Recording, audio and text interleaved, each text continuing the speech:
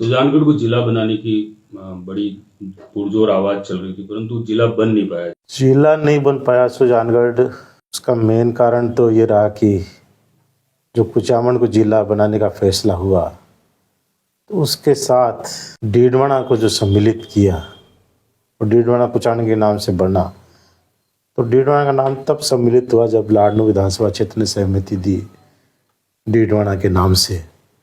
तो वो एक ऐसा कॉम्बिनेशन बन गया कि जिसमें लाडनू सुजानगढ़ से कट गया, जो कि मुख्य प्रपोजल में सुजानगढ़ लाडनू जो एक गठजोड़ था और उसके साथ रतनगढ़ और कोई विधानसभा क्षेत्र सम्मिलित होता था या तहसील सम्मिलित होती, पर जो एक मूल जोड़ सुजानगढ़ और लाडनू का था वो टूटते ही जो सुजला जिले की जो सुजलांचल है हमारा, वो एक कहते हैं कि वो शरीर का आधा अंग कट गया। और उस वजह से जो अंतिम समय पे, और ये सारा अंतिम समय पे हुआ। जिले को भौगोलिक दृष्टि से देखा जाता है कि राजनीतिक दृष्टि से देखा जाता है? कहीं न कहीं जिला बनने के लिए एक मुख्य मापदंड जनसंख्या होनी चाहिए, पहला मापदंड। तो क्योंकि जनसंख्या का आधार ही कॉन्स्टिट्यूएंसी है, पार्लियामेंट हो चाहे असेंबली हो। तो भौगोलिक और जनसंख्या का पहला होना चाहिए था, पर कहीं न कहीं इसमें राजनीतिक शायद पहले नंबर पर लिया है। राजनीतिक हिसाब भी बहुत कुछ देखा है। एक तो जो सुजानगढ़ और लाडनू कस्बे हैं उनकी दूरी मात्र 8 किलोमीटर है, 8-9 किलोमीटर। तो एक तरफ 1.5 लाख की आबादी का सुजानगढ़ शहर, तो एक तरफ 80,000 की आबादी का लाडनू कस्बा, और बीच में करीब 15-20 हज़ार की आबादी का, इन 8 किलोमीटर में भी बीच में बहुत बड़ा गांव है जसवंतगढ़, एक शहरी टाइप का गांव है। तो इस तरह से 2.5 लाख की जनसंख्या एक ही जगह इकट्ठी है, जो कि मुख्यालय बन रहा था उसकी सुजानगढ़ और लाडनू के बीच में। और इसके अलावा सुजानगढ़ तहसील का भौगोलिक देखें तो सुजानगढ़ क्षेत्र का अंतिम छोर का गांव है जो लालगढ़, सड़ू, कातर, सोनियासर, गिवरसर, 250 किलोमीटर जिला मुख्यालय से दूर पड़ता है। सुजानगढ़ शहर 100 किलोमीटर चूरू से पड़ता है, तो भौगोलिक की स्थिति से बहुत दूरी है। दूसरा, सुजानगढ़ और लाडनू की भौगोलिक स्थिति सेम है। रतनगढ़ और सुजानगढ़ का मेल इसलिए कि रतनगढ़ विधानसभा की अगर बात करें तो रतनगढ़ विधानसभा में सुजानगढ़ तहसील का करीब 1 लाख वोट रतनगढ़ में है।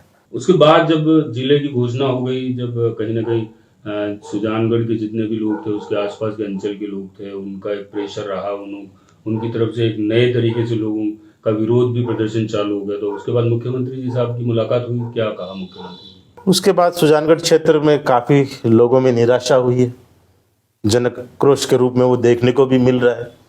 लोग धरने प्रदर्शन भी कर रहे हैं, बहुत से लोग जयपुर यहाँ आए, उन लोगों के साथ हमने प्रतिनिधिमंडल के रूप में विभिन्न जगह मुलाकात भी की।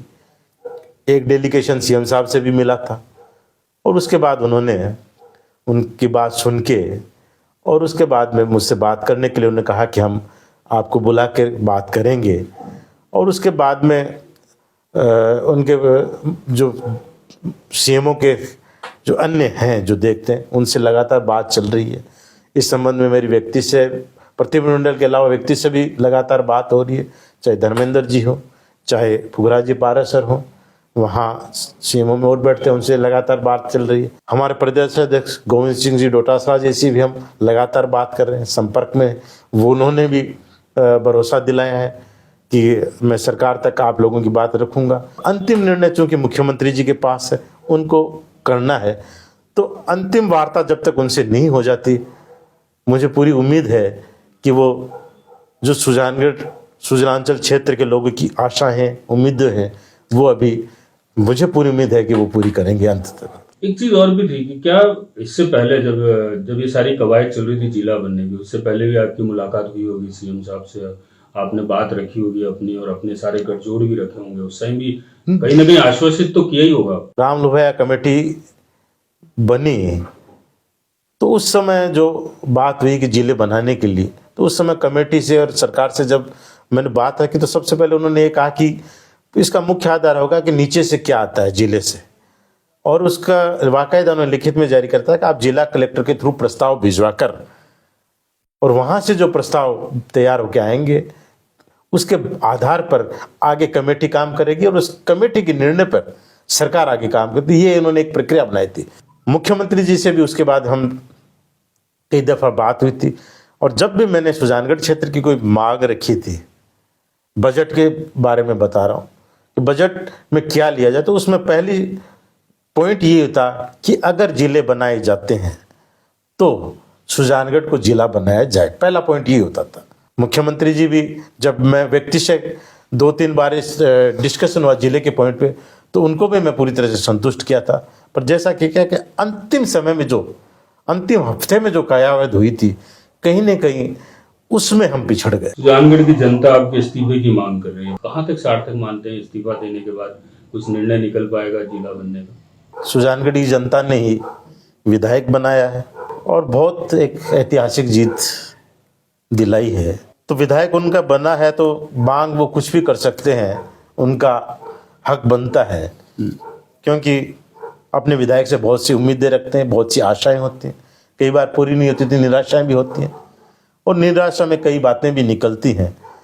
पर जो उनकी आशाएं हैं वो तभी पूरी हो पाएंगी कि जब उनकी बातों को पुनः आगे तक बढ़ाया जाए। जिले बनना या और कोई काम होना है, होना वो सरकार के स्तर पर, मंत्रिमंडल के स्तर पर होना है, या मुख्यमंत्री जी को निर्णय करना है, और उसके लिए ज़रूरी है कि उनकी बात को वहाँ तक कोई लेके जाए।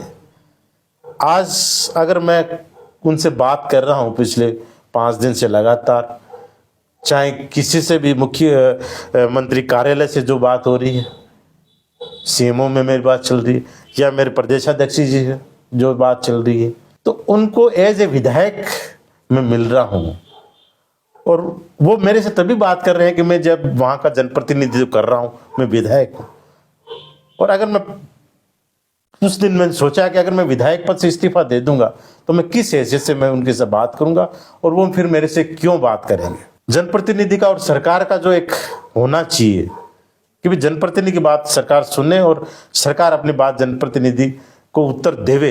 एक आम नागरिक की तरफ अगर मैं उनसे बात करूंगा तो क्या उसका वो वजन रहेगा, कैसे अपना वजन रहे, उसको देखते हुए मैंने अभी उस पर कोई निर्णय नहीं किया। देखिए, सुजानगढ़ जनता जरूर वहाँ बैठी है, अपेक्षा रखती है कि उनका जनप्रतिनिधि उनके बीच में आए। आज पार्टी के हमारे सरपंच पार्षद लगातार उनको समर्थन भी किया है, सबको पता है। वहाँ जाने के बाद में जो एक बार यहाँ का जो वार्तालाप है, जो बातचीत चल रही है, वो कहीं बीच में रुक नहीं जाए, कट नहीं जाए, इसलिए अभी मैं सुजानगढ़ नहीं जा पा रहा हूँ। एक बार यहाँ की क्या बातचीत होती है, फाइनल इसका गजट नोटिफिकेशन होना है, तो इसके बीच में अगर वो समय जो है, कहीं इस समय का अपन उपयोग करके कहीं अपनी बात मजबूती से सरकार के पास में रख दें, पहुंचा दें, तो हो सकता है कि जो कमी रहेगी, जो बात अधूरी रह गई, जो सुजानचल की जो बात थी वो बीच में रुक गई, हो सकता है वो पूरी हो जाए। उसको देखते हुए अभी मैं भी, मुख्य उद्देश्य यही है कि ये जो हमें बीच में जो समय मिला है, इस तक कहीं ना कहीं हम सरकार को कन्विंस कर सकें और मुख्य तौर से मुख्यमंत्री जी को कन्विंस कर सकें, तो शायद पुनः जो लोगों की आशाएं और उम्मीदें हैं वो पूरी हो जाए। सुजानगढ़ की जनता को क्या संदेश देना चाहते हैं, खासकर जिले को लेकर? वो तो यही कहूँगा कि आप सब लोगों की जो बहुत बड़ी आशाएं थी जिले को लेकर, वो पूरी नहीं हो पाई है। उम्मीद करता हूं कि अभी भी पूरी तरह से जो जिले की है वो खारिज नहीं हुई है, और अभी भी मुझे मुख्यमंत्री जी पे भरोसा है कि वो हम लोगों की बात सुनेंगे और उसका पूरा करेंगे।